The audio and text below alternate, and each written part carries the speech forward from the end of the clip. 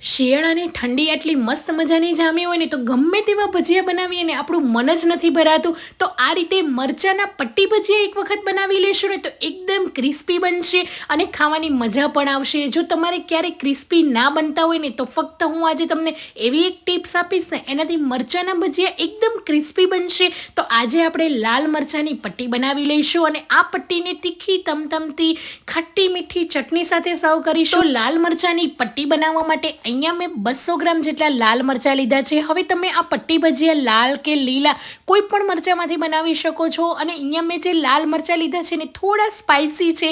તમે મોળા મરચાં પણ લઈ શકો અને આ રીતે થોડા તીખા મરચાંનો પણ ઉપયોગ કરી શકો. મરચાંને સરસ રીતે ધોઈ લઈશું અને કોરા કરીને ઉપરનો ડીટીયાનો ભાગ કાઢી લઈશું અને 4 કટ કરી લઈશું. તો મરચાંની પટ્ટીમાં આ રીતે પતલી પતલી પટ્ટી કરી શકો. તમે 6 કટ કરી શકો. મેં અહીંયા 4 જ કટ લગાવ્યા છે. તો આ રીતની પટ્ટી આપણે તૈયાર કરી લઈશું. થોડા તીખા મરચાં છે એટલે મેં બીજ અને નસનો ભાગ થોડો થોડો કાઢી દીધો છે. જો તમારે મોળા મરચાં હોય તો તમે એમનેમ બીજનો ભાગ પણ રાખી શકો. તો આ રીતે બધા જ મરચાંને આપણે સરસ રીતે તૈયાર કરી લઈશું. મરચાં આપણા બધા જ બીજ નસ કટ થઈને આ રીતે લાંબી લાંબી સ્લાઇસમાં તૈયાર થઈ ગયા છે.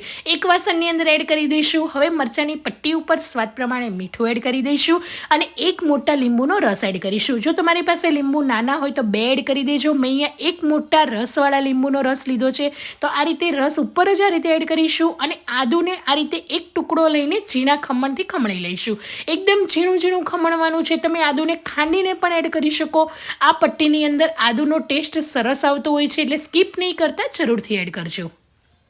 હવે પટ્ટીની અંદર નાની સાઇઝની આ રીતે મેં ચમચી લીધી છે. એનાથી આપણે 4 ચમચી બેસન એડ કરીશું. તમે મોટી રેગ્યુલર ચમચીથી એડ કરતા હોય તો 2 થી 2.5 ચમચી એડ કરી દેજો અને 2 ચમચી જેટલો ચોખાનો લોટ એડ કરીશું. હવે ચોખાના લોટની જગ્યાએ તમે કોર્નફ્લોર લઈ શકો. આ રીતે 2 ચમચી ચોખાનો લોટ એડ કરવાથી પટ્ટી એકદમ ક્રિસ્પી થશે અને એની ઉપર લીલા સમારેલા ધાણા એડ કરી દઈશું. સરસ રીતે પટ્ટીને મિક્સ કરી લઈશું. બસ આની અંદર આપણે બીજું કંઈ જ નથી એડ કરવાનું. ફક્ત આ રીતે 2 ચમચી ચોખાનો લોટ એડ કર્યા પછી પટ્ટી લાંબો સમય સુધી પણ ક્રિસ્પી રહેશે. તો આ ટિપ્સનું ખાસ ધ્યાન રાખીશું.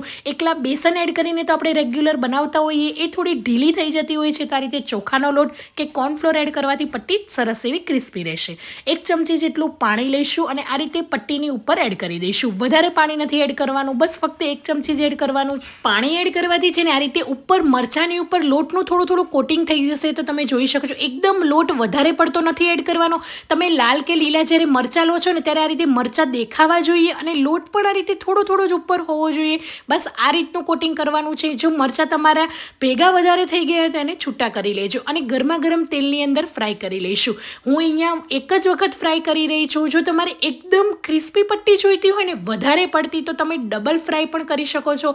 પણ સિંગલ ફ્રાયમાં પણ એકદમ સરસ ક્રિસ્પી થશે. આ રીતે આપણે થોડો ચોખાનો લોટ એડ કરીશું ને એટલે આ પટ્ટી મસ્ત જ ક્રિસ્પી બનશે.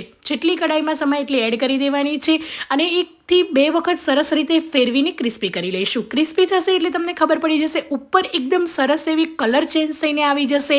તો એકદમ સરસ આપણી લાલ મરચાંની પટ્ટી તૈયાર છે. શિયાળાની ઠંડીની અંદર ગરમા ગરમ ખાવાની તો મજા જ કંઈક અલગ છે. જરૂરથી તમે એક વખત ટ્રાય કરજો. જો તમારે ત્યાં લાલ મરચાં ના મળતા હોય ને તો લીલા મરચાંમાંથી બનાવજો. મોળા તીખા જે પણ તમને પસંદ હોય એ રીતે. તો પટ્ટીની સાથે આપણે તીખી ધાણા ફુદીનાની ચટણી અને ખજૂર આંબલીની ચટણીને સર્વ કરીશું.